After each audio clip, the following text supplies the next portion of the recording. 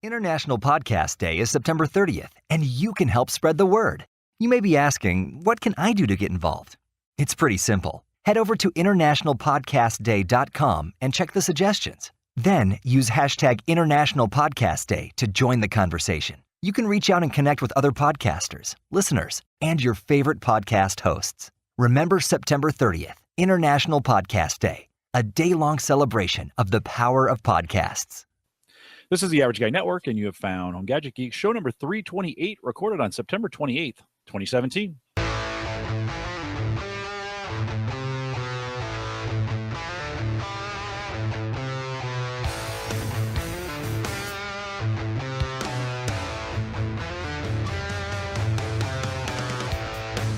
Here at Home Gadget Geeks, we cover all the favorite tech gadgets that find their way into your home. News, reviews, product updates, and conversation, all for the Average Tech Guy.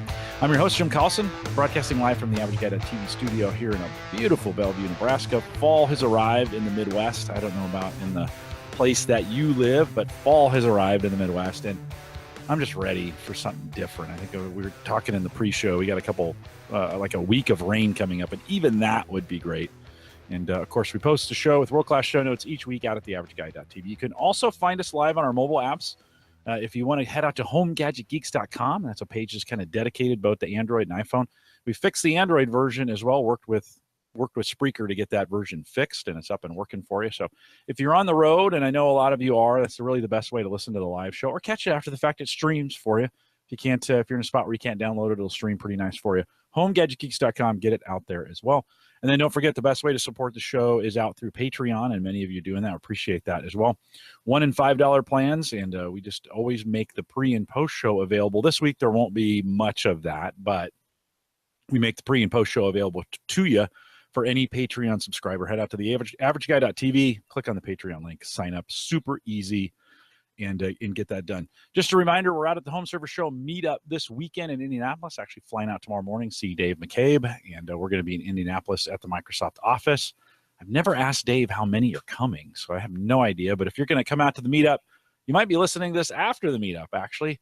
By the time I'm going to have to remote produce this, guys. Literally log in through like TeamViewer because my laptop's not powerful enough to do the business. It's not going to get it done. So TeamViewer in, get it done, post it everywhere. We'll see how that goes. We'll try a little trickery to get it done, but hanging out at the Home Service Show meetup this weekend. And if you're headed out there, looking forward to seeing you. And like I said, we may have seen you already, so it was great seeing you. It's a little prophetic there. We like it. All right. Tonight's show, it is International Podcast Day. Not really. It's actually tomorrow. Starts about in 24 some hours. But since we do a Thursday night show, and last year it landed on the day, but this time it's on Friday, I thought it'd be awesome to have some fellow podcasters come on, and we could talk about some podcasting gear. No, don't turn it off. I know some of you are tempted to turn this off. Collison's talking about podcasting again. Oh, we are. But we're going to focus on the gadgets that you use for everyday work, or what you do video conferencing for your work, or just that communication stuff. I don't know about you guys, but sometimes when I get on a call and I can't hear them, or it sounds like they're a million miles away, or you really can't get anything out of that. It makes me so mad, and I kind of wish that everybody would get some standard equipment. So we're going to talk about that tonight. All right. So joining me tonight, we'll introduce Daniel first, Daniel J. Lewis, Audacity to Podcast, and a guy who's been around the podcasting community for a long time. And really, I'm going to call him quality control, because every time we say something, Dave, on Ask the Podcast Coach on Saturday mornings, we get it wrong. Daniel lets us know. Daniel, welcome. Well, now I feel like I'm the troll who corrects you if No, I you do it every time you get something wrong. Dave and I sometimes just kind of go flying off the handle, and Daniel, you're really good to say, actually, it's this. And both Dave and I go, oh, yeah, you're right. It is. But welcome. Glad to have you. Well, thank you. I'm very happy to be here. Yeah, and then, of course, Dave Jackson. Dave and I hang out on Saturday mornings, although I'm taking an extended time off. But Saturday mornings on Ask the Podcast Coach. Dave is also School of Podcasting. He's got the Bernie Show? Is that the cat podcast? Bernie the Cat Show. Bernie the Cat Show. And Building a Better Dave, and the Podcast Review Show, and the Podcast Rodeo Show. Dave, is there any day of the week you're not podcasting? No, and that's actually one of the things that's going to happen in 2018 is something's got to go, because literally every night I'm recording a podcast. If I'm going to not skip anything, I'm recording every night, and there are times when it's like I'm not in the mood to, play with my cat. So Yeah, it's hard, Daniel. It's hard to think. I mean, how many nights a week are you working on a podcast in your repertoire? How many? How many? Well, for me, podcasting is part of my business. So I work on it during business hours. During the TV show season, because we have a TV show fan podcast, it used to be 2 nights a week. One night watching the show live and then recording our initial reactions, and then another night in the week doing another podcast about the same TV show episode, more in depth. And then there would be a podcasters roundtable every 2 weeks. So it was up to 3 nights per week that I would be doing a podcast. Yeah, and that can get a little. I mean, that can start weighing on the family or the marriage, or I mean, that's a lot. Dave, you've got some advantages in that, but it's still every night of the week, right? At this point. yeah, it's either an interview or I'm recording a show, or in like right now, the one that's it sounds easy, and it's easier than any other podcast I do. I do one called Podcast Rodeo Show, and I specifically made it to where it required no prep. It's like you get my first impression because I don't have time to give you a full review. And it's really starting to get, I wanted to play with Fiverr. So it's one of those where I'll look up and I'll have like 3 people to review. And it's, it doesn't take that long, but when you do 3 reviews in a row, and then it's a matter of trying to be constructive and not just say your podcast stinks. I actually do get some on occasion that are really, really good, but there are times when it's like, oof. And so it's like, how do I politely say your baby's ugly? So yeah, well, you stay busy that way. We do between the 3 of us, and I had invited Ray Ortega. He was all on until today, and then something big came up. So Ray, we miss you. I was looking forward to having Ray on here. I got to meet all 3 of you for the very first time at Podcast Movement here just about a month ago. That feels like it was a long time ago. A lot has happened since then, but great to meet you guys in person. And of course, that's always an interesting thing about podcasting or about what we do on video. We can now know each other because of the great quality of video. And you can just jump on. Mike Weger, who's normally the co-host on this show, he's been traveling. He works for KPMG, and he's been traveling a lot. And so I've been catching him during the weeknights just on video, and we just chat. Sometimes we do that thing where we'll just leave the video on, and then you kind of jump in from time to time. They have a really good friendship when you can just be on video and nobody says anything because you're getting, you're doing some stuff. And getting some work done. Hey, Daniel, in the work that you're doing, do you ever do that kind of work methodology where you may open a video chat, video with somebody, just leave it going, but you're not necessarily talking to each other? Usually not, because a lot of what I do is very solo, or it's very assignable, and then it can go into a black hole and come out as magic. However, just today, I was working with a developer on a special YouTube Live plugin that we were working on for International Podcast Day. And I think we were in a meeting for 6 or 7 hours. It was a long time. And a lot of that was just, I was sitting there waiting for him to tell me, like, okay, try a new live thing now, while I was then working on other stuff. I could hear him coding away, pressing enter every now and then with a distinctly different sound from the rest of his keys on the keyboard. But yeah, it was just kind of hanging out. The other kind of hanging out you're talking about, I haven't done that with anyone except my wife before we were married. Well, we're just going to stay on the phone for hours and just fall asleep like this. I don't do that with any podcasters. Yeah, no. No, you say goodnight. No, you say goodnight. Okay, it's your turn. Dave, have you ever done that? Have you ever worked with somebody, partnered with them? I do this with Christian Johnson. He's also the co-host on Cyber Frontiers. When we're doing work, that just seems like just a really good way. And I think it replaces the water cooler conversation that you have at work if you're working with somebody and you just leave that open. You find it's not always business, and you can have those little, while you're typing, you can be thinking about something, and then you just stop for a second and you ask a question, and it's just more personable that way. Dave, do you do anything like that? I would like to do that. Most of my communication is through Slack for when I work for Libsyn. But that is still, we do a Monday morning conference call, and then the rest of the week it's via Slack. But you have different channels for support or for whatever's going on. Different channels have different questions, and then of course you have the ability to personally, Slack somebody. So on occasion, like Crystal just had a kid, so like when she finally came back, she's still kind of on. She's not on hiatus, but she's working less hours than she used to. So every now and then it'll be like, you're getting lots of sleep, and she'll just like, I hate you, you know. So, or I got 7 hours sleep last night. She'll go, I hate you. So stuff like that. So you still get a little bit of water cooler talk, but it's one of those things. I don't know about you, but I always feel weird about that kind of stuff because it's documented. You know what I mean? If you have too much like fun and zippity doo-dah, you know, somebody can go back and look, these guys aren't working. You know, it's a digital footprint. Yeah. Not that they would do that, but it's always one of the things that's always in the back of my mind, I guess. Yeah, I just find it builds, you know, that engagement to the other person just to have that kind. And it does feel weird at first. You're kind of like, this is strange. We're not talking, but yet the video is on. And so, you know, at first it feels weird, but the more I've done it with folks, the more it's kind of like, oh, okay, this isn't so weird. And then you get to have kind of those little conversations you'd have at work. Like if you sat next to him at work or her, you'd have those little meaningless conversations that mean something to the, you know, to the friendship or whatever. So yeah, I would love to do that. Not so much with video, but I guess you could, but I would love just to do an audio one, just so instead of having to go to Slack and go, has anybody seen a time where the thing, what happens if you delete the thing, and just throw that out there and have somebody go, because we do that now in Slack, but it's always like, you know, somebody's away from their desk or whatever. Yeah, it'd be more fun, I think, to say it to a group. And plus then the sarcasm can flow much easier when you've got tone of voice going on, which is half the fun.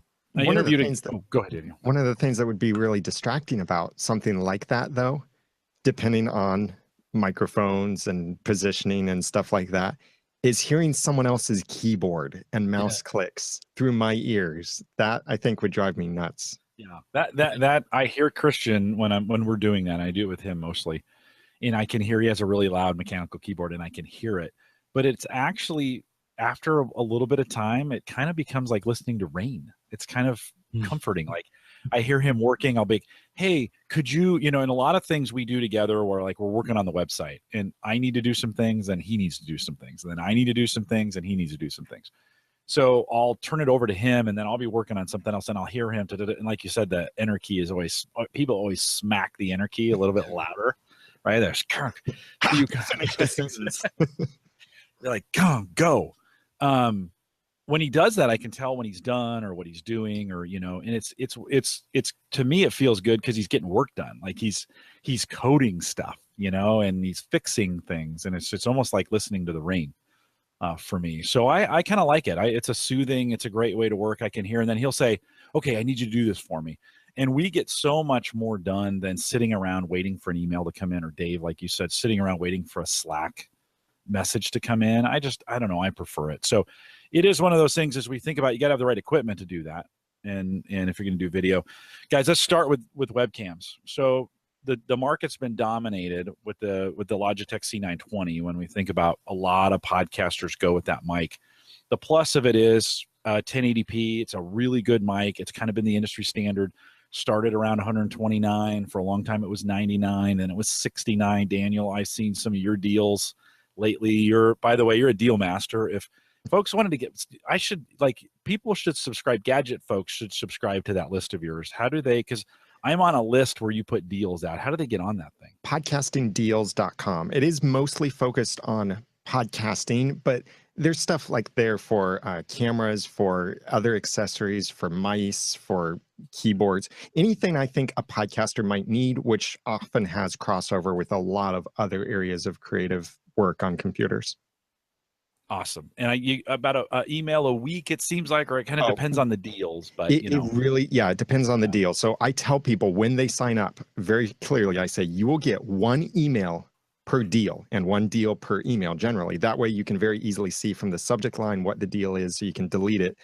But around Black Friday, Cyber Monday, I get a lot of people unsubscribing because one deal per email, one email per deal, that's a lot of emails in a day. So some people don't like that, but other people really like that they can see the deal in the subject line, delete it from there. But yeah, cool stuff. Podcastingdeals.com. Yeah, you should definitely, my audience should definitely sign up for that. And it's more than just for podcasting like we're going to talk about tonight. So C920s have been kind of the industry standard. I think, Daniel, we've seen them as cheap as $50. If for most people, $40 actually recently. There we go. Like the 2100, right? The mysterious $35 microphone, right? It's down to 40 now. Daniel, do you think so? For most people, and it's the C920. It feels like they've been closing those out forever, but then they keep just selling them. Is that still the best deal in town? And for most people, is that the best webcam available? I think so, because it's affordable. It's versatile. It's really good quality, especially if you can get some good lighting, like even just simple daylight coming in through windows, or maybe softened with a bed sheet or something in front of the windows, can look really good on the camera. Any camera can look amazing with good lighting. And there are better cameras, like there's a C922, there's a C920 Pro, I think, and there are even 4K cameras now from Logitech. But when you're talking about simple web streaming, whether that be for chatting, for YouTubing, for gaming, for podcasting, really don't think you need a 4K web camera.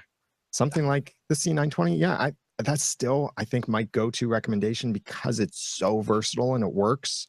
Windows, Mac OS, and it's great. I like it. It's got some great software that comes with it for Windows. I'm not sure on the Mac side, do they have that same control software on the Mac side? They have similar control, yeah, but on the Mac side, webcam settings, if you really want to get into the nitty-gritty, like controlling the color balance and contrast and that, then webcam settings is an $8 app you can get from the Mac App Store. But otherwise, yes, there is Logitech webcam software now for Mac.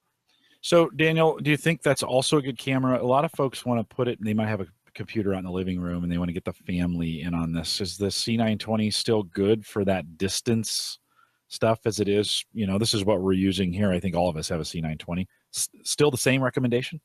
Yeah, I think so. The microphone on it, if you're wanting to do web conferencing, or if you want to all sit at the family room and be on some kind of web conference or video call with family, I don't think the microphone on it would work all that well, being that far away. I mean, any microphone won't really work if it's really far away from you. But yeah, I think the only thing that might be a downside is the focal length of it, or the angle of view. It's a very standard, natural looking angle of view, which can work for most cases, especially if it's one person sitting in front of a computer. But if you have like a boardroom or a big family room, small space, whatever, then you might want to look at, I think it's the C930, which I would never recommend for podcasting, but for other uses, it could be good because it has a wider field of view so that you see more in the video. Yes, you get a little bit of a fisheye effect near the middle, but at least you get to see more of what you're wanting to see. Dave, any thoughts on camera for you? Yeah, I'm pretty much what Daniel just said. I'm picturing myself. I want to go get a C930 now and get real close to it, so I have this big giant forehead. That would be awesome. You get that Jimmy Fallon effect when he does the fisheye. Yeah.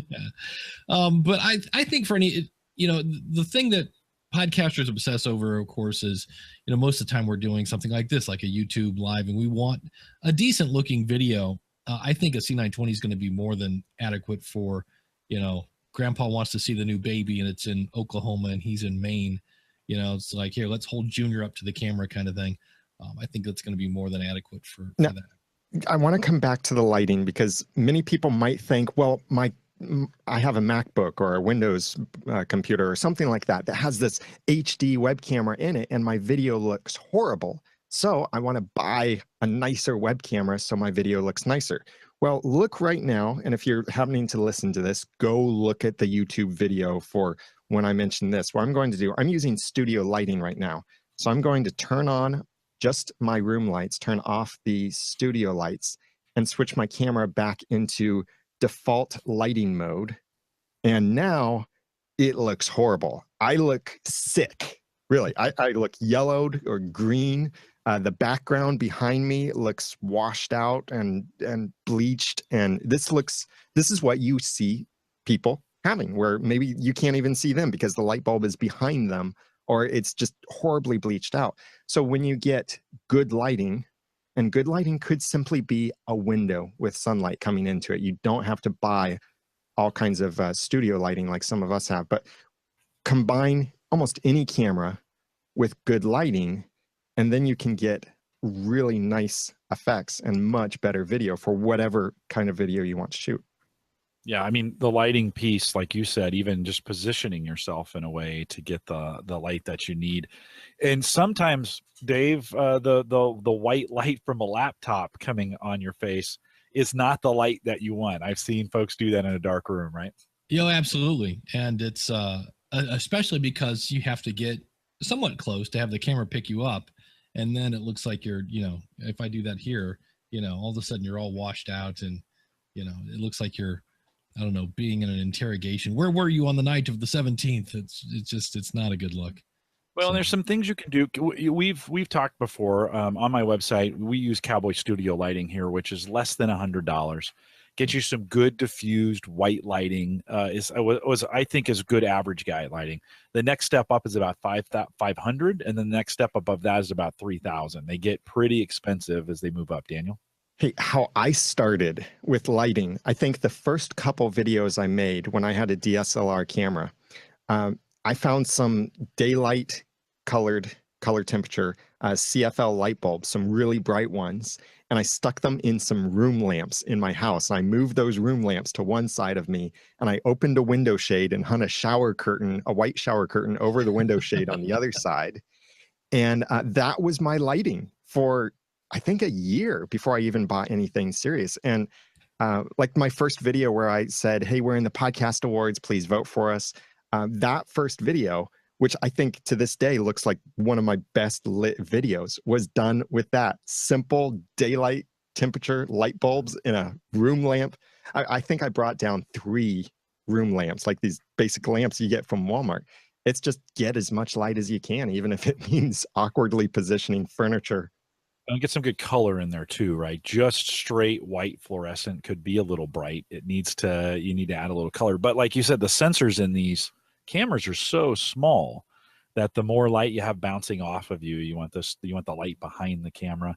Mike Howard, when we first got started, took milk jugs and cut out the tops of them and turned them over and fasten them to the light to diffuse that, right? Because you also want to diffuse the light, and so it's good to get light. Dave, any other thoughts on light? I want to talk about camera angle too.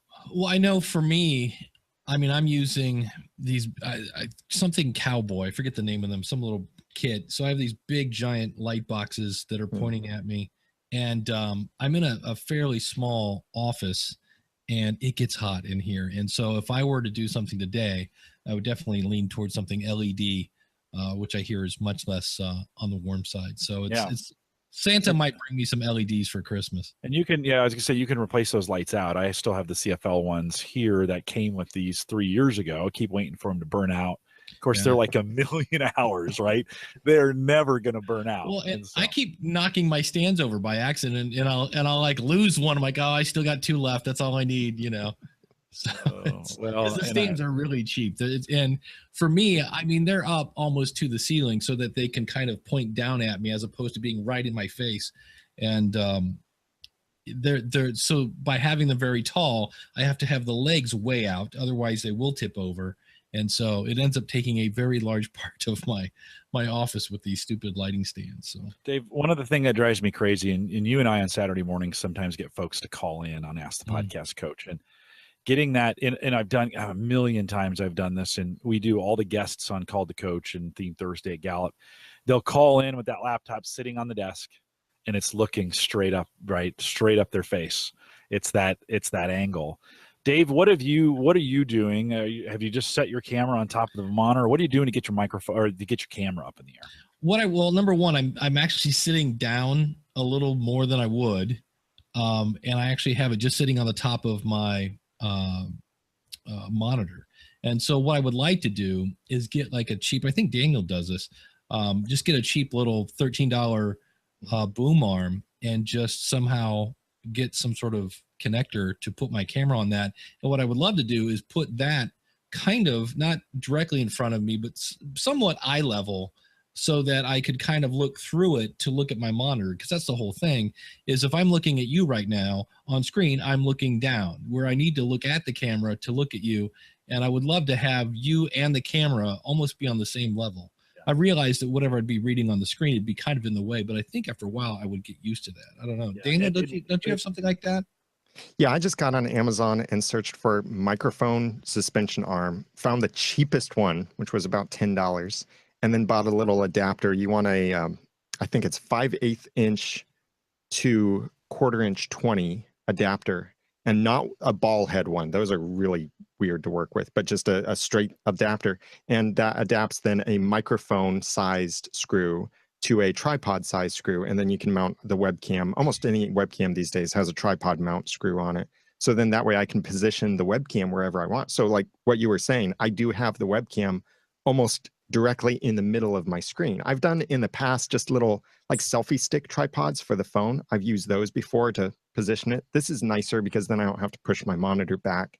I can position the camera wherever I want, really. At work, I've used a Manfrotto clamp with an arm that goes up, and then I have a big 32. What you doing over there, Dave? I have a big 32-inch, big screen TV that we pulled out of a conference room. They were going to just throw it away or sell it, and I said, I'll take it. And I've actually set that back a ways and put the camera right in front of it in the middle. So I am looking. Now, it's so hard because I still want to look at myself down in the corner. I catch myself going down. You know, you start looking. You notice podcasters do this. But it is, I think it's really nice when you're, even for just a regular phone, regular conference call, when you've got the camera up at an angle, and I'll call people from home, or I'll do it from the studio, and just business people, and they'll always go, oh, wow, you're, if we're doing video together, oh, you're like in a studio. And you're like, yeah. And that's gets you a little cred. It's kind of cool to have that. Dave, you were fishing with something over there. Yeah, this is a little adapter, kind of what, although this is the one Daniel was talking about not to use, and I agree. Yeah. This thing with the little ball thing, when I just cranked this little plastic knob to where this thing will not move now, because I was constantly, it's on a boom arm, I basically have a desktop stand that I then put this connected to, that I have my Zoom H5 recorder on, so I can see the levels and such. But yeah, it took a while for this to get in the right spot, and then when I finally did, I just cranked it in place so it does not move. But it does kind of, I could use this easily for the camera as well if I wanted to. Well, I just think it's important to get it, whatever you do, even with family, we have a kitchen PC that we call the kids on, when they're out of state. I've got one down in San Diego. And I like even that. I've got the camera kind of up and I got it pointing down to kind of give that perspective. There's nothing worse. I don't know what it is. It just drives me crazy looking up. The other thing, go ahead. With my phone, I'll do a thing on Facebook Live and I'll bring it down to where I think I'm looking at the camera, and then you see the video later and you're like, wow, everybody can see my, I need to trim my nose hair. It's like, that's not a good look. Yeah, no, it's good to get that kind of up in the air and kind of in a spot. It's a little more flattering to have it. I'd almost have it rather pointing down than pointing up. The other thing you can do, if you got a laptop, if that camera is attached to the laptop, get that laptop on top of a couple books or a box. Or we sell these coaching kits at Gallup. They're about that big, which means nothing on the camera and nothing on audio. That big. That really is a good audio trick to do right there. But and just getting the laptop up is often handy.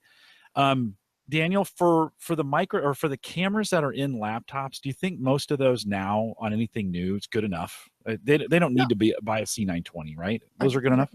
When you're talking about family videos or casual things like that, yeah, it's good enough. It does the job. Especially now, some of them you don't have as much manual control, but if you can get manual control, that's when you can really make any camera look better, because it's when you let the camera decide for itself how to expose the scene that something may be overexposed, something may be underexposed, something may be the wrong color temperature. So even with the built-in camera, if you use the drivers or some kind of add-on software to tweak that yourself, you can get some good results, even without all that good of lighting. Yeah, and those sensors in the laptop ones are even smaller, so lighting is super key in a lot of ways. You can, if I was buying a laptop, I would definitely check out the camera in the store before you buy.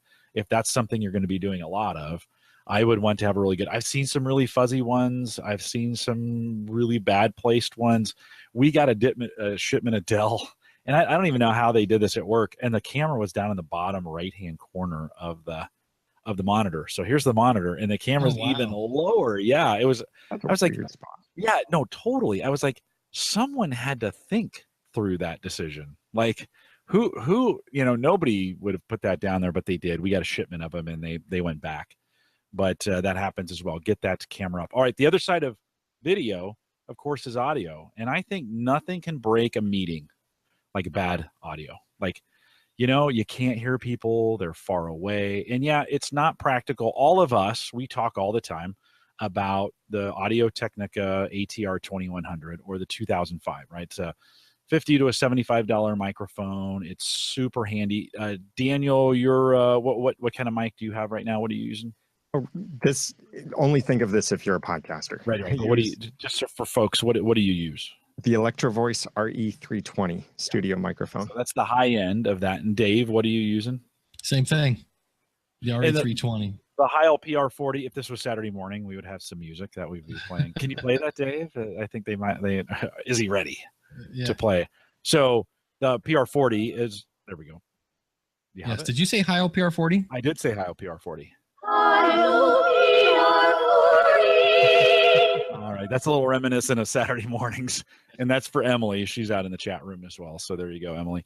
But so those are definitely on the high end. But Dave, when you got to do this a lot, do you have coworkers that are trying to do it off their phone or where it's bad audio?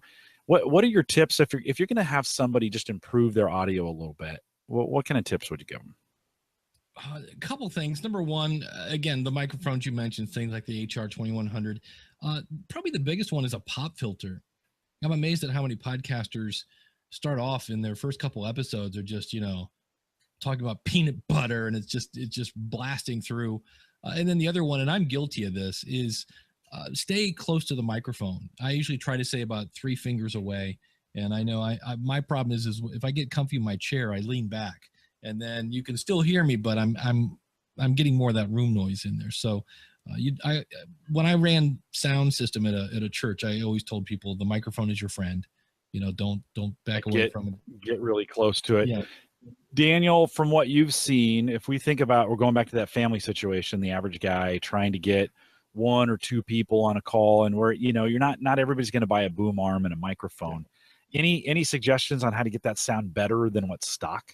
Be as close to the microphone as you can be, and try to be in a room with soft things, like in your family room where maybe there's carpet instead of in the kitchen where it's all hard surfaces, hard counters, hard floor, hard table.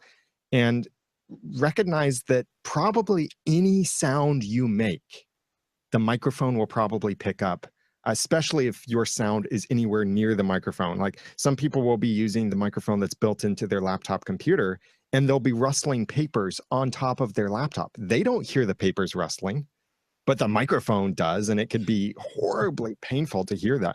Or, you put your phone on speakerphone and you start doing dishes, and you have a dish that clangs against another dish, and that can be piercing through the microphone. And so just as much as possible, try to not make noise. Lock up the dog if you're going to be on speakerphone. Go somewhere where, like, do the clap test, even if you want to. This is very high-end studio audio stuff. Just do a clap. And if you hear that clap back in some kind of metallic way, probably not a good acoustics room. Yeah, I was in Toledo last weekend. I was talking to some guys that there's a thing in Detroit called Podcast Detroit. They have this building with like 4 different rooms, 4 different studios, and they rent them out to people that want to record a podcast. And they said they've had people contact them and said, would you like to open up an office in the south end of Detroit? We have a room. And they said they go there and it's nothing but like glass everywhere and hard tables and no carpet and hardwood floors. And they're like, no, we don't want that room. Thank you anyway. We appreciate it. But no. Yeah. Well, unfortunately, like our corporate conference rooms are sometimes the worst acoustically treated rooms in the whole building. They're hard table surfaces, hard walls, glass. Everybody's trying to get the view. So it's big, wide open glass. The light is awful because it's almost too bright in some cases when you're trying to get people always want to sit with their backs to the windows and show the city, but you can't do that with these cameras. They're not set up to do that. Daniel, what about the Plantronics devices, the headsets? Those seem to have gotten a lot better as of late. $30 to $50 on a headset, could that not improve the sound? I know it's not good for a group of people, but a good, cheap, inexpensive, if you don't want a microphone, is that the way to go? Yeah, any microphone will sound better the closer it is to the source, because then it picks up the environment less. The problem with the headset microphones is then you could end up going accidentally the other way, where then it puts the microphone right on your mouth, literally. And then every single word is popping into it because we tend to breathe out as we're speaking. Most of us don't talk like this. So you'll end up with those loud booms of air going into the microphone. So in that case, just say some words. Say, Peter Piper picked a peck of pickled peppers. Say some other things. Yeah. Go through the alphabet. Say a bunch of words and try to feel where is your breath going, as well as when you breathe through your nose, in or out, where is that going? And then try to position the microphone, like a headset microphone we're talking about here. Try to position it so that it's not in the path of air. And then that will sound so much better. Almost everything you say will sound better that way. Yeah, my catchphrase is funny, happy peanut butter, because F's, H's, P's, and B's are the things that mess me up. And you're right. That's the other thing is when you're talking, the person's listening, but you just keep hearing, you hear them breathing into the microphone and you're like, that's not good. Well, that's Darth the Vader. advantage. I am your father. It's like, A lot of these inexpensive sound options don't give us the ability to hear ourselves back. Yeah. And all three of us are monitored, and I know exactly what my microphone sounds like, but the average consumer doesn't. One of the things I've been asking people to do is put a pair of earbuds in every time they're doing this. Like, not only can they hear me better, but it doesn't create that audio, that what you were talking about in a second, when you clap and you hear it back, that also can happen if you make a loud noise on the microphone and you can hear it come echoing back because the noise cancellation isn't quite catching everything. And so, of course, earbuds or headphones change that. Any recommendations? I mean, can we just use I always tell people, just use the earbuds that come with your phone, right? They could do that. That's what I recommend too, especially because some people may think, oh, I need to get these, in the podcasting space, especially, they'll think I need these studio monitor headphones. Someone just today on Reddit said, I want a pair of headphones that has 0 audio leak.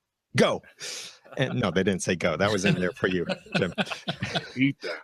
But the problem with something like that is if your headphones have 0 audio leak to them, then that's the same as putting your hands over your ears. And then do that and then talk like that. And you'll notice that you hear yourself a lot more through the actual vibration of your bones. That's bone conduction. You'll hear yourself a lot more like that. So you'll sound really muffled and can end up giving yourself a headache, literally giving yourself a headache by doing that. And what can also happen with that, because you're not hearing yourself as loud as you actually are, since your ears are basically covered, you might end up turning your headphones up really loud in order to hear yourself through your own headphones clearly. But then everything else you hear will be way too loud. So then you'll have to turn your volume back down. And what you may find yourself doing is then speaking too loudly because you're trying to hear yourself speak compared to everyone else. So that's why I don't really recommend the big, really well insulated headphones for while you're talking. Like while you're editing, that's completely different. While you're talking, I think earbuds are fine. I wear Apple EarPods. And what's great about the Apple EarPods, not AirPods, but the regular EarPods, I actually will wear them backwards. So I'll take the right ear, I'll put it upside down in my left ear, and then the other way for my right ear, and then put the cord over my ears, snap it behind my neck. And then the cords don't show. They're not hanging down in front of me. They're also not dangling. Now, if you're using the headset microphone, don't do it this way because then that puts the microphone behind your head. But this looks good. And it looks kind of like I'm wearing nice studio monitor earphones when these are just the Apple EarPods. That's a bad habit that I've gotten into, of just throwing the earbuds in and just leaving them, just leave them dangling. And I've done what you've done, flipped them around and done some other things. And then I like tonight. I just didn't, I don't think about it, but it does help get that sound. Dave, when I first met you, I was like, the dude has ears. Like I've only seen you with with the headphones. They exist. Oh my There's God. your ears. I know. It's like your head's not as round because the headphones aren't there. But have you ever thought going earbuds, or are you just comfortable with a set of headphones? And by the way, headphones are okay, right? I mean, that's okay on a conference call if you got a set of headphones on. People sometimes feel it's weird, but it's okay. Yeah, it's probably one of those things that you just kind of like. A lot of people use Audacity because that's the first thing they learned on, and it's just the way you did it. That's the way I've always done it. And I've used earbuds. I spent I think $150 on a pair of earbuds for when I played in a band, and I never liked the way they sounded. They were close. They didn't sound bad, but it was like, in the end, I was like, nah. For me, I don't know. I just like the way they sound when I got my ears. I just hate it in the summer because you get all hot and sweaty. But it gets in it, and it kind of pushes when I wear my noise canceling headphones when I'm flying. You get about an hour into it, and you got to kind of take them off and rub your ears a little bit. Yeah. I never wanted that during a podcast. I've used earbuds. They're designed for athletes where it lets as much sound in as you can, because for safety reasons, if you're listening to music, you want to hear traffic or some of those kinds of things. But I've always told podcasters, don't go noise canceling, or anybody, don't go noise. To your point, Daniel, if you get the noise canceling ones and you put them in, then it's that muffled sound and you get a weird audio out of your own voice. And so I've always encouraged people. That's why the Apple ones, or the ones that come with your Android phone, they're great because they let a lot of sound in. They leak. They're pretty cheap. They just leak that sound in. Daniel, any other thoughts when you talk about? I recommend not getting Bluetooth if you're doing anything live, for a couple of reasons. There is a slight latency issue with Bluetooth. So if we were to connect Bluetooth headphones to our mixers so that we could have wireless monitoring, you would hear yourself at a slight delay, which, depending on the actual Bluetooth system, could be very minor, and then you end up sounding robotic, or it could be major, and then you end up sounding like you're drunk or insane because you can't talk to yourself or talk while you're hearing yourself 1 second back. And also, the other thing with Bluetooth, again, depending on the specific Bluetooth technology you're using, is because it's having to transmit and receive data at the same time, often the Bluetooth will lower the audio quality when you're on a call compared to when you listen to music. And you may find that sometimes, like, you'll be listening to music, it sounds great, and then you get in a Skype call, and then the other person sounds like they're talking to you through simply a telephone because of having to, it's basically like half duplex. Well, no, it's not actually technically half duplex. It's just half quality. That's what it is. Yeah. No, Bluetooth, it's terribly convenient, but it has not been great. There's been some new equipment coming. I think that's a little bit better, but it's still, I prefer just to be wired in for a lot of the stuff that we do. Yeah. I think it's just better that way. The other thing with the earbuds, if you're going to use that built-in microphone of the earbud, just be careful moving around, because you can have it run up against your shirt. And again, you may or may not hear that. No, you won't hear it. They have no idea. Ladies wear, they'll wear a necklace, and that's right at somebody needs to invent a gadget that just hooks on this and that holds it out like this so that it's, right at the perfect level, a little 3D printed thing. You could use even a twist tie, like a good strong twist tie, and just wrap it around the cable, and then that could let you point it up a little bit to get that microphone and hold it. You could kind of bend it so that it's just sitting up off the, that's a good idea. Little pipe cleaner too, maybe one of those, something like that. Stylized. Like nobody's used a pipe cleaner in like 400 years because nobody smokes pipes anymore. But it's getting that good sound, I think, is key. And it is so frustrating when you're on a conference call with somebody and you can't hear them, or they can't hear you, or there's latency in the call, right? I mean, bandwidth is important. I will sacrifice. I like video all the time. Podcasting has ruined me for work calls. I want video. I want to see people's face, right? And it just ruined me. And it makes me very frustrated when I can't, but I'll sacrifice video all day to get good audio. So it's super key that you get it. There's also a host of devices that are made by, various Plantronics and such that get that microphone on a long cable and get it close to you. And I do not know what it is with people, but they want to put those microphones away. you get, I was like, okay, I'll get them on a call, and then I'll say, where's your microphone? And they're like, oh, it's across the table. I'm like, grab that thing and bring it as close to you as possible. They're like, here closer, and they're eventually, I'm like, is it almost falling off the table? And they'll be like, yes. Okay, it's perfect. Just leave it right there.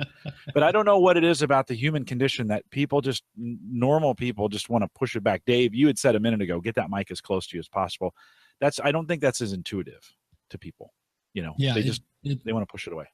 That, and it's the whole kind of reality that people don't like speaking in public, even if it's just a family meeting or something. I just think because most people aren't audio engineers, they think, oh, well, if the microphone's in front of me, it'll pick me up. And it's like, well, it kind of does, but I do see people getting better with it, though. I mean, in the hundreds of interviews I've done over the last couple of years at work, it feels like it's getting better. And I don't know, Daniel, do you get the sense? You don't do interview stuff, do you, on your podcast, or do you? No, I don't. Okay. I don't do interviews. But I see plenty of them, and I get on calls with people at different times and help people with different things. But yeah, it's something about, I think, just not recognizing how sound works. And you can't say that everyone must know how audio works, but sometimes it does surprise me a little bit that someone would think, well, the microphone on the other side of the room is going to pick me up. And yeah, sure, it might, but along the way, it picks up everything else and the reverb. It's adapting. Yeah. And I just get that thing closer to you. Dave, you do a bunches of interviews. Do you think that we're getting better? Now, you interview other podcasters too, but do you think we're getting better with it for the most part? I think so. That's one of my advantages, is most of the people that I'm interviewing, they're podcasters. And if they're not, it's usually I'm in a situation where I'm calling them on the phone, and then it's just a matter of, well, it's the phone. I'll do what I can, and I'll call them via Skype or something like that. So I have heard that if you're using Skype, and I have yet to kind of get this verified, but if you call up and you're on video and somebody says, okay, we're having problems with this, let's turn off our camera. I think it was Michael O'Neill that said this, that it's better to call back and connect on just audio, that if you turn off the video, it's not the same as if you connected originally with just audio. So I think there's a codec involved, and it grabs that video one first, and then if it's just going to be audio, it's just going to go with an audio one, and it's more efficient that way. I almost always have them reset the call, even at work. If we're having trouble, I'm like, hey, do me a favor, just hang up, call back real quick. And a lot of time that fixes it, and it's worth the time. It's just weird. I was talking to somebody the other day, and I said, hey, remember when we used to pick up this device and it worked every single time, and you never had to say, can you hear me? Like, it just worked. Like our telephone systems just worked. Now, it was a very controlled system, and it was the same technology for 100 years that never changed, right? The telephone company had a monopoly on that. We never got better, but it was always good. We're in a different world today where it just almost never works, and it just, kills people. It's inconsistent. And that's the thing that people will think, oh, I want to get my guest on via Skype because it'll sound so much better. They'll be able to use their computer microphone instead of their telephone. But then it won't sound better if they're 3 feet away from the microphone and it's picking up all this reverb. Sometimes, you get a lower quality, but at least it's a consistent quality through a basic telephone call. Or the other thing I often tell people to do is, instead of telling others to jump on a Skype call through their computer, tell them to do it through their smartphone and hold their smartphone like a regular phone call, because then it's putting that really high quality microphone inches away from their voice, ideal range. You get much better audio quality that way. No, you get really good quality that way. I think the microphones in our phones are the best kept secret of microphones. They are really, really good. And I do think the microphones that are coming with earbuds now are actually, we're moving. We used to ship ATR 2100s to our guests. Now, if they say yes to having the, an Apple microphone, good enough for a 25 or 30 or 40-minute interview. We say good enough. So we're just rolling with it. Dave, any other thoughts on that? Well, I agree with Daniel. I had a person once that had a thunderstorm rolling through, and he said, hey, I'm going to shut down my computer.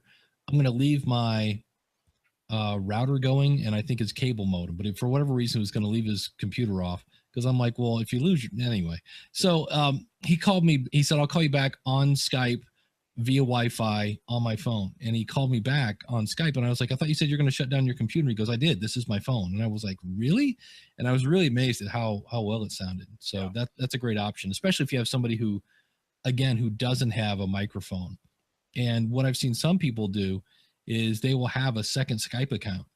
It might be, the login is Dave second Skype, password is password here, and give that information to whoever you're calling. That way, all they have to do is learn how to download the app. Well, most people know how to do that. It's a good idea. And then you give them a login name and password, so they don't have to go through, well, I don't want to give them my email address and blah, blah. Here, just put this in. We have a generic corporate one that we use that just kind of everybody knows the information for it. And there's nothing associated with it, but we can give it to a guest to log in. I've had when we've had trouble, I've had them just take the phone and set it up on a shelf, just stand up, put it on a shelf, set it there. Let's have this conversation. And it sounded really good.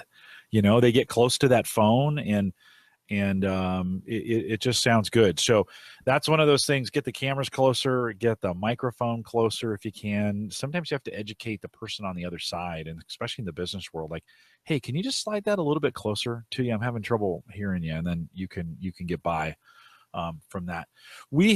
What we don't talk a lot in the podcasting world, and what's sitting on my desk are some Roland MA8s, which haven't been sold, I think, in 5 or 6 years. They're old shelf, I think we call them shelf speakers is what they're called. They were the rage for a while, but I like having a set of speakers close to me that are good fidelity, that are good. Do either of you have speakers set up on your desk for podcasting, or do you do everything via your headset? No, I have just your standard Best Buy. I have no idea even who makes these, just your standard. And then I've got a subwoofer on the floor that is barely turned on because, man, I can rock the house with this thing if I wanted to. And I do that to listen because I always like to listen. For me, I listen through my headphones. If I'm going to put out a podcast, I actually upload it to Overcast, and then I download it. So I listen through earbuds. And then probably while I'm mixing it, I'm listening through speakers. So I usually throw it through a couple speakers, and 90% of my stuff is me talking. So it's not, there's not a lot of, are the strings coming in at the right part or whatever. There's nothing really. It's just a matter of, can I hear it, and is it not abrasive? Because some people will turn up the treble or something like that, and all of a sudden it's kind of making people blink when you talk. Dave, what do you think the retail on those speakers are that you got? Or do they come with something? It was a Black Friday sale. But if I went to, I'll look while we're talking. $30, $50? Yeah, it wasn't much. Okay, something like that. Daniel, what about you? Do you got any shelf speakers, or how are you amplifying sound? I have some old 5.1 analog Altec Lansing speakers that back when I was single and at home, I could listen to music, soundtracks, my favorite thing, like John Williams, Hans Zimmer, those kinds of guys, or watch movies or videos, that kind of stuff. But then when I started working from home as my full-time business and I was married, I listened through the speakers less. And now that I rent office space somewhere else, I'm considerate of my neighbors because I hear them through the walls. I don't want to be the one disturbing them. So I'm kind of trying to treat them like I want them to treat me, and I'm trying to be quiet. So almost never now do I use the speakers that are connected to my computer. Everything's through headphones. What about home? Do you have on your home computer? Do you watch TV or movies on the home computer? I actually don't have a home computer. Well, okay. I have my laptop. That's my business computer. But many times I just leave that at the office. And especially now that I've got a 10.5 iPad Pro and the smart keyboard that comes with that, I've been experimenting with maybe leaving my computer all the time at the office and only taking my iPad at home.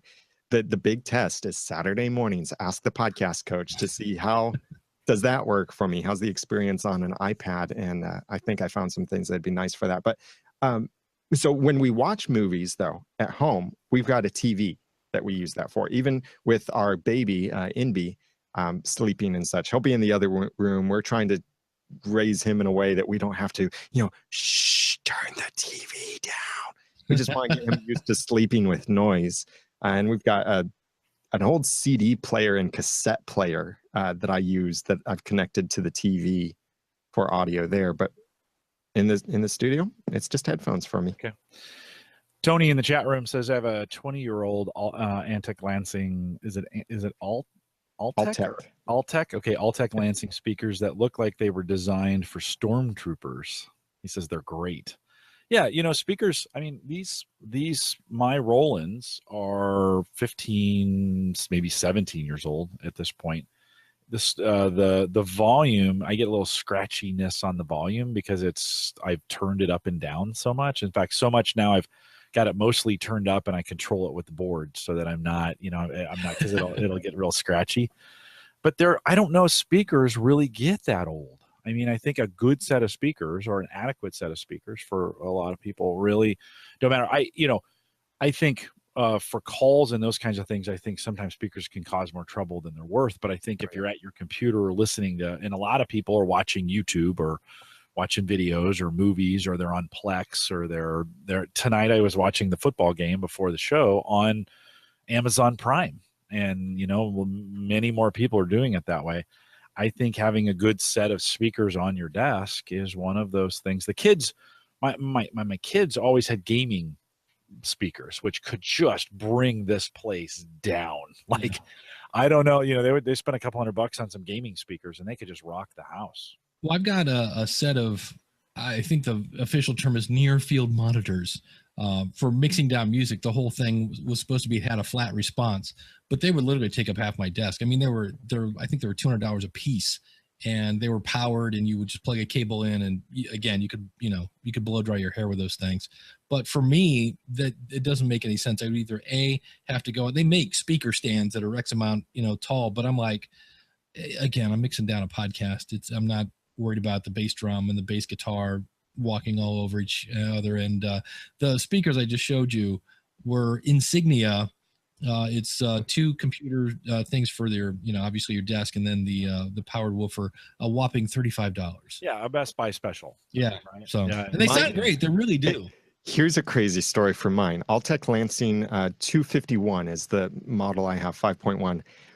Years ago, remember CompUSA? Yes. Oh yeah. Well, and remember CDRs, those 8-track tapes that you would stick in your computer to burn discs with? Well, iMation was a brand that it seemed like every single week at CompUSA, there would be some special deal on iMation brand CDRs where you could buy them, and like with mail-in rebates, they were practically free. And then you would collect iMation points with it too. So I bought, I don't know how many hundreds of CDRs, filed all of these mail-in rebates, and ended up exchanging all of these iMation points for 2 separate sets of 5.1 surround sound speakers and these are the ones that I still use to this day.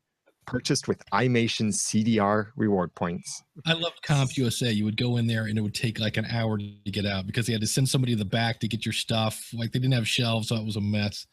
So it was an interesting store. I bought a copy of Windows 7 there when they were going out of business. I remember there was CompUSA, Hyperstore, Best Buy, and Circuit City, all within like a mile radius of each other. And I'm like, this is not going to end well. There's just not enough people in my neighborhood. Have they all closed down? Yeah, Circuit City's now a Harley Davidson. Hyperstore or CompUSA is now some sort of like local TV station, has like a unit there, but the only one that's still around is Best Buy. Best Buy, because even Circuit City's gone. Hyperstore, I think, was the first one to leave. It's now an H.H. Gregg.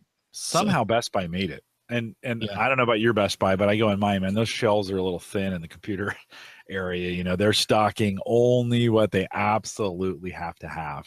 Now, our store is loaded in appliances. And so, fridges and, so you get all the high-tech Samsung stuff, and they've gotten a lot of gadgets in Best Buy, and they somehow survived. I mean, they're back then, you go in, there were rows and rows of nothing but software. Yeah.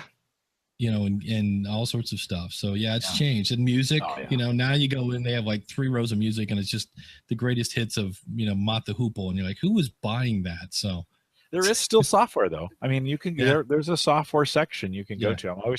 I always walk over to it just because remember the rows and rows and rows of software. I would spend hours in those aisles as a kid. I grew up in the 90s, so I loved those stores as I was learning to be a geek. And now Yeah, it's no. rows and rows of, well, and it's not even that anymore. I noticed this on video games because I came this close to buying a PlayStation and I went, nope, not a good idea. And now you basically grab a ticket and you download the video game to your unit, I guess is how it works, or something like that. But you don't actually get a game anymore. It's like you download it. I'm like, well, that's new. Yeah. No, most people just buy it on Steam, or they'll go to the the store in their game player and do it. And so yeah, there's very little box buying anymore. These games release at midnight. The stores don't even open because everybody just does it online. Yeah. Yeah, I felt very old when I saw that. I was like, I had no idea. Yeah. Well, some final thoughts as we think about monitors too, because I mean, I remember a day I had a 21 or 22 inch TV style monitor. What do we call those things? CRT. Yeah.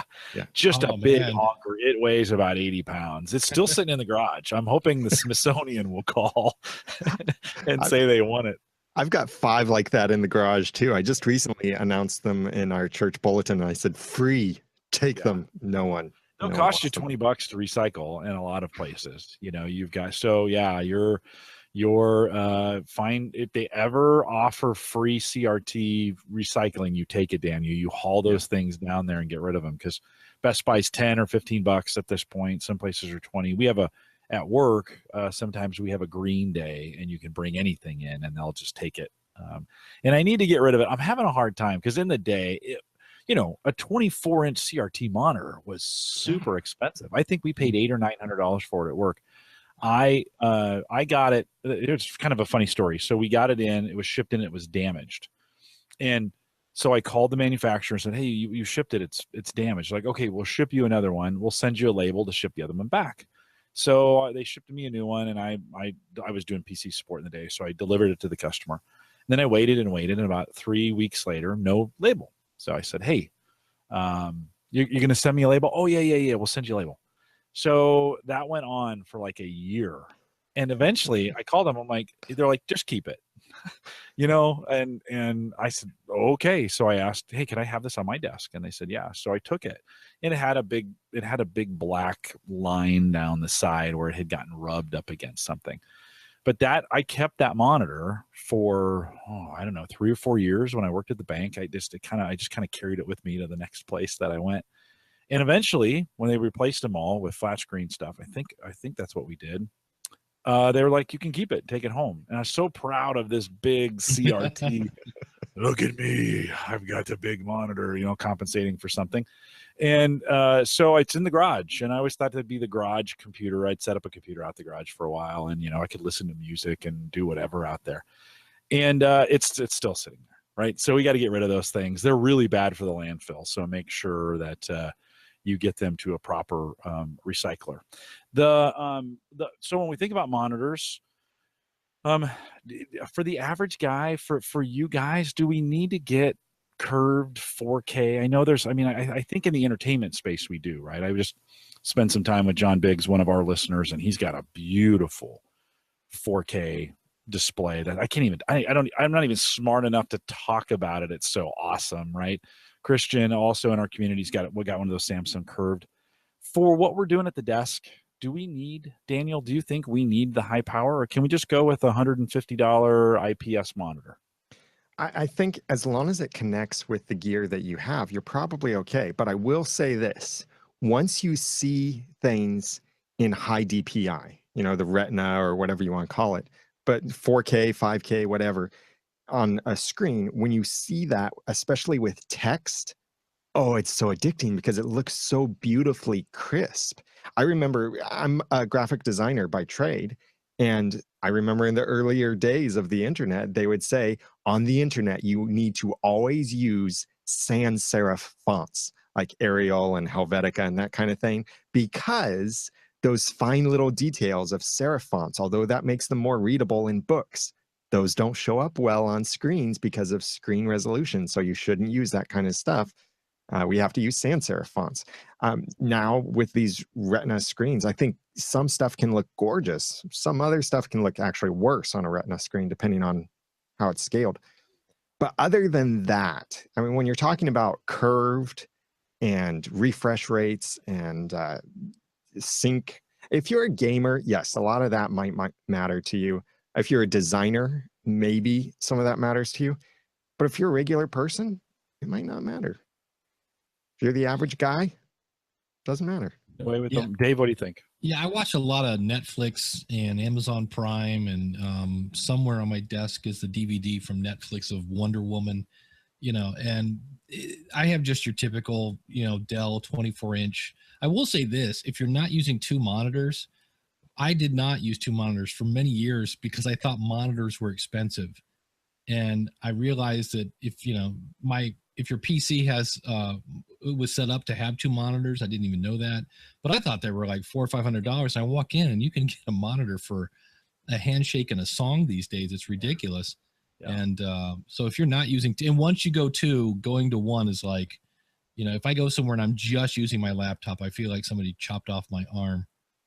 But they say, yeah, you can multitask with multiple monitors, but then more recent research is really suggesting multitasking isn't as good as we thought it was, and multiple monitors encourage multitasking, which then can distract you. And I certainly have that often. Like I do something different. Instead of my monitors side by side, I have a Dell 24-inch monitor from like the early 2000s.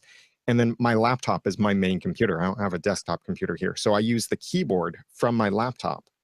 And the monitor, the screen on the laptop is then open and it's pointing up at me, but it's below the 24-inch Dell monitor. So I have a vertically stacked space, which breaks certain things that many people don't think of vertically stacked workspaces, especially in Mac OS. But I'll often put like TweetDeck or something like that on the lower screen. And that can be distracting while I'm working on something on the upper screen, then see that little TweetDeck column scroll and, oh, a new tweet came in, that distracts me. And sometimes I end up kind of feeling mentally frustrated when I put stuff down on the lower screen because I need to be able to see two things at one time because, whatever, I'm comparing things, cross-checking, whatever. But then I find myself mentally frustrated because when I'm looking down at a smaller screen, it's less comfortable to look at. It's smaller. I get more frustrated looking down at that. So I find myself having to shift things back up to the main screen. I think if you're going to work with multiple monitors and looking for productivity, I think perhaps the best approach is look at it as moving stuff off of your main screen so that you can focus on the main screen. Like, for example, Photoshop. In my former design years, I actually had 3 monitors connected to a computer, and I would move all of my toolbars and panels and all of those controls in Photoshop. I would move those to another monitor so that on my main monitor, I could see the image I was working with and only that image. So I could see it in its full beauty, nothing else. Yeah, I've even seen, you talk about the different configurations. I've seen where people take a big 30-inch monitor in landscape and then put 2 24s in portrait this way for those long documents. That's perfect for long documents, right? And you were mentioning productivity. I think there's lots of things we can do differently with the monitors. We always lay them out portrait, in landscape mode, because that's just what we're taught. That's the way the stands are when you get them. We got new monitors at work, and you can lift it up and then spin it and then change the way the computer sees it. From a pricing standpoint, Dave, you said, you alluded to this, Dave. It's pretty cheap, right? A Dell 24-inch LED 4K is only $350. So you could get a pretty good 4K. Is it the best? No, but pretty good 4K for $350. Middle range, a Dell Ultra Sharp, right? Those are really good. Those are the workhorse monitors from Dell. Mm-hmm. Really good, $250. And then for $129, you can get a 24-inch IPS. And those, I remember a couple of years ago, those IPS monitors were pretty expensive. Yeah. And they're kind of the cheap ones. Yeah. I agree with Daniel though. There are times when I need to be productive, and I've learned to just, I'll anything that's over there might be Spotify or something that I'm using to run music. But if it's email or Twitter or something that's doing that, and also You can go into Gmail, and in most programs that have any kind of notifications, Slack, things like that, you can turn those off because it is the ultimate squirrel kind of thing. It pops up and you're like, oh, wait, no. And then and 9 times out of 10, whatever it is that, notified you is really not that important. It's not something that you needed to drop everything you're doing and look at. It does break your concentration, and we are losing this ability to concentrate. What? Exactly. What'd you say? I didn't hear what you said. It's even tonight, now we're doing a show here, but I've got video and audio over on this side that we're producing. This is it going out. Then Facebook and the chat room and all those things going on here. And then you guys in the show notes here. In theory, I've got a Surface that sits right here with Daniel, your style, where the Surface is down on the desk and then I've got a monitor above it, and that's an up and down situation. When I'm running virtual machines, for example, and I want to just see them, I want to monitor them, I put them on this side so I can do it. But it's terribly distracting, right? And I think you would probably agree as well. There are times we just need to concentrate, and man, social has gotten in the way of that because it's just, especially the toast notifications, right, from Windows, they just pop in, don't you lose concentration? Hey, here's a little tip. If you're on Mac OS, there's that little the sidebar button in the upper right corner of Mac OS. Hold down the Option key on your keyboard and click on that, and it puts your Mac in Do Not Disturb mode, and so it won't pop up those notifications. Oh, nice. Yeah, I need to do Not Disturb. You can do that in Windows too. You can shut off the notifications pretty easily. And I just need to do it more. I need to be, I get a little cranked up because I'm like, I wonder what's going on. Am I missing an email? Do I need to help somebody right now? Am I missing something? The fear of missing out. I know. And I, you know what? There are times I just need to say, all right, I need to crank on these things. I'm going to remove all the distractions. And you're right. The more monitors you have, the more tempted you are to have all those things up. Right. And there are those times, like you're saying, though, when you're running a live studio, you need all that stuff because you need to know if something went down, or you need to be able to see something at a glance without having to switch spaces or switch windows or rearrange things like that. It's not productive, though, to be honest. For regular productivity, I go into the studio, at Gallup, I have quad 24s. So a 4 bank, and then this big 36-inch, whatever it is, 40-inch screen that sits behind it. And you'd think, oh, that's so productive. To be honest with you, it's not. You get in there, I can have all kinds of things up and running, and you'd be surprised. I have to move. If I move a document over to the last screen and the keyboard is here, I'm looking over like this, and it doesn't take long to get some fatigue of having your head turned constantly over to the right to see those things. So I think that those ergonomics of having all that stuff in front of you, one screen to look at or to concentrate on, having it the right distance away from your eyes. We were talking, you were talking in chat earlier about your eyes, right? That was mine are really bad too. I've got to have really good distance. Otherwise it's painful.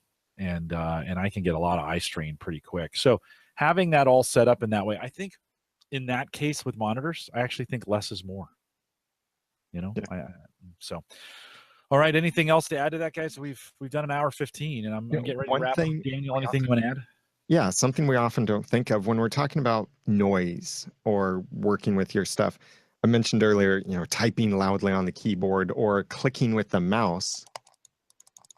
Well, I discovered recently a mouse. It's the Logitech M330. Silent plus wireless large mouse. They also make a smaller mobile version. That thing is amazingly silent.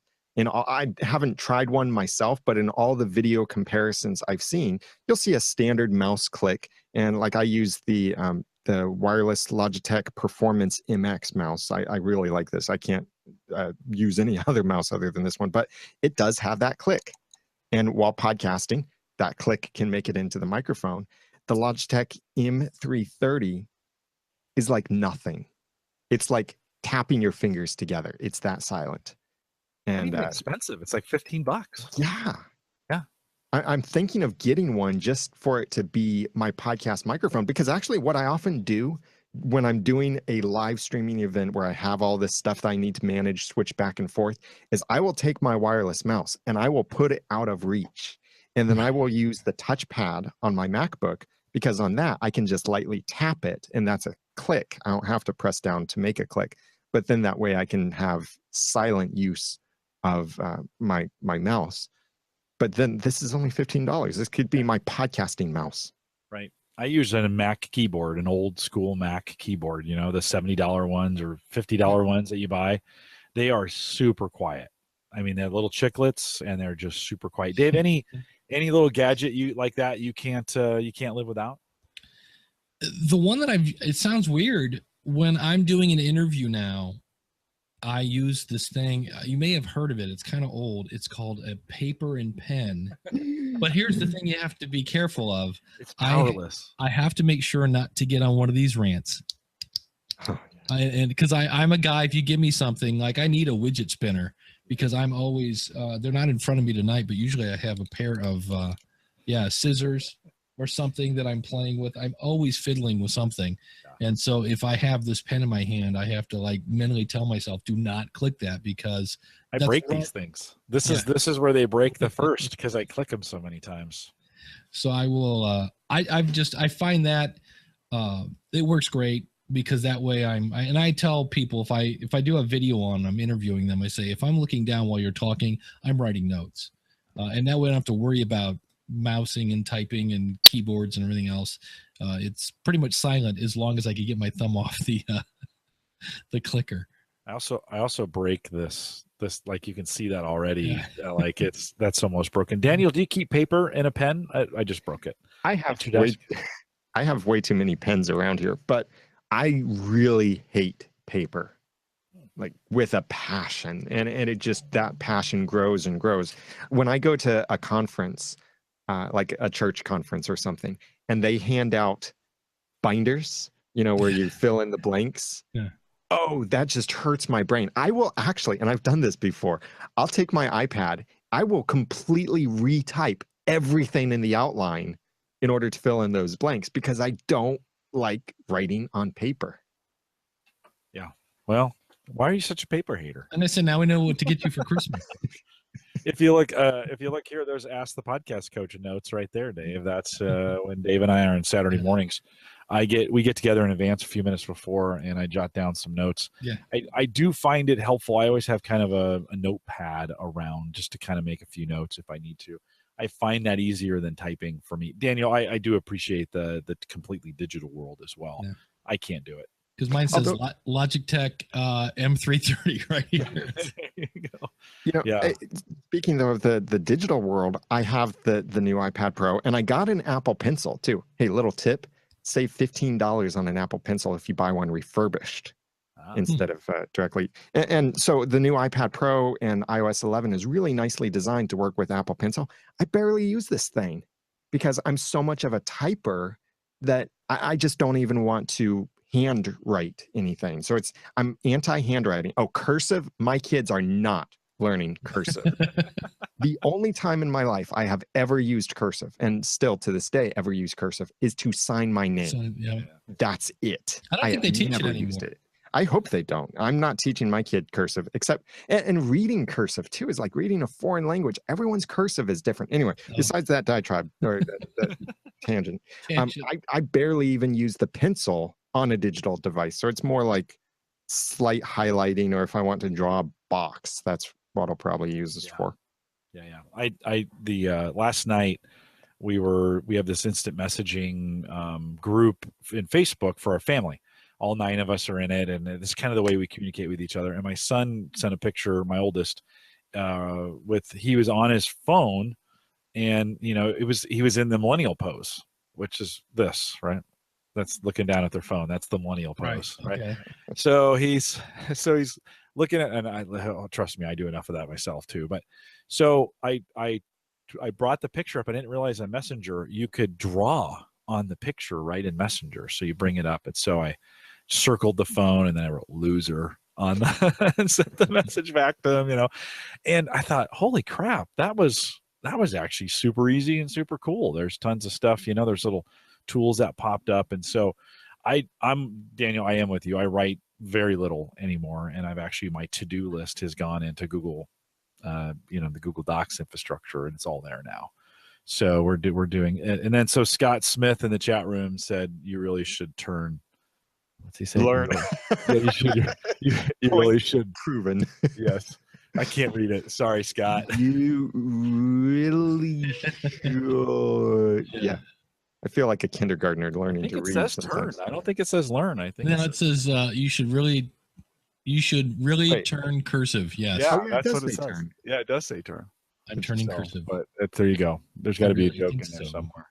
Yeah. Yeah. Well, it's guys, thank you for jumping in here. It's good to have you on my podcast. I get to hang out with Dave all the time, and Daniel, of course, on Audacity to Podcast, and you're part of the crew on Saturday mornings as well. If you're listening and you're into podcasting, and you haven't heard me say this enough, but every Saturday morning at 9:30 Central, 10:30 Eastern, askthepodcastcoach.com out there with Dave. If you want to hear either one of these guys, Dave's at schoolpodcasting.com. Daniel is at audacitytopodcast.com as well. You can find them out there. Great. Both doing very different podcasts about podcasting. But both are great. Guys, thank you. Ray, we missed you as well. He won't listen this far in the podcast. He won't. But Ray, we missed you. And we'll have to get him back on. But Dave and Daniel, thanks for coming out. Appreciate it. Thank you. Thanks for having us. Hang around for just a minute. If you, I'll just remind everyone to take advantage of the Patreon link that's on the page if you want to support Home Gadget Geeks. And why wouldn't you want to? Head out to theaverageguy.tv/support. That'll get you or just click on the link. You can do either way. You can also contact the show. Send me an email, jim@theaverageguy.tv. Find me on Twitter @jcollison, and many of you do that as well. A good, thriving Twitter community. We have a lot of fun out there with it. That weather tweet this week just blew up.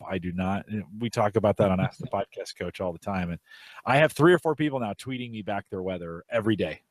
And it's just a ton of fun to talk to you guys that way. Even if it's just the weather, it's a ton of fun. Don't forget the AverageGuy.tv platform, both web and media hosting, powered by Maple Grove Partners. Get secure, reliable, high-speed hosting from people you know and you trust in. For podcasters, that's both media and web hosting. You get both packages in one. Plans start as little as $10. And, of course, you can get more information at maplegrovepartners.com. Don't forget, you can listen to the app, and that's really the best way to listen to it on the road.